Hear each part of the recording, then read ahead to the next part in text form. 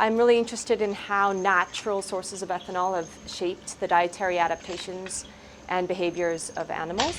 We're finding a high proportion of fruits and flowers actually contain measurable natural sources of ethanol, maybe about 70% of them, which is just wild. Humans are unique because we've gone to great efforts to ferment it ourselves and to have all kinds of beers and wines and whiskeys. We have a much, much deeper evolutionary history with ethanol that goes back to as long as there have been primates. My name's Amanda Melin, and I'm a professor in the Department of Anthropology and Archaeology. Most of my research is at my long-term field site in Costa Rica. We look at finding ways to actually go out into the field and measure ethanol in natural fruits and flowers and other sources.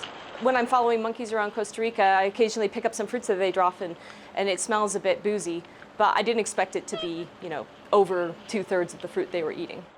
A really key innovation for all of this research was actually developed by my friend and collaborator, Matt Kerrigan, and what he was able to do was actually to modify a police-grade breathalyzer.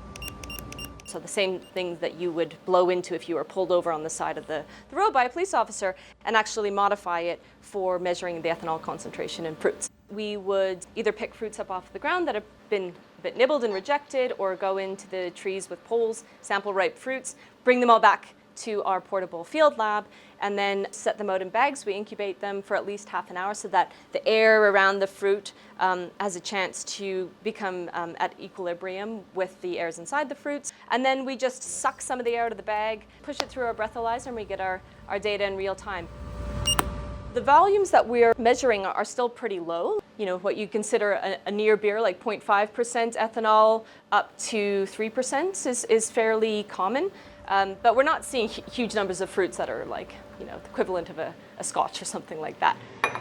What became apparent pretty early on was that we could really tackle this most effectively by bringing a whole bunch of people together who work in different parts of the world. It's been pretty small samples, one location. So to do something on such a global scale is really exciting. I really love being a researcher at the University of Calgary. They're a research-driven university. They're always finding ways to promote creativity, collaboration, innovation, and it provides a lot of real hands-on experience for the undergraduates, which is very important to our mission of promoting education in kind of different, diverse, exciting, hands-on ways.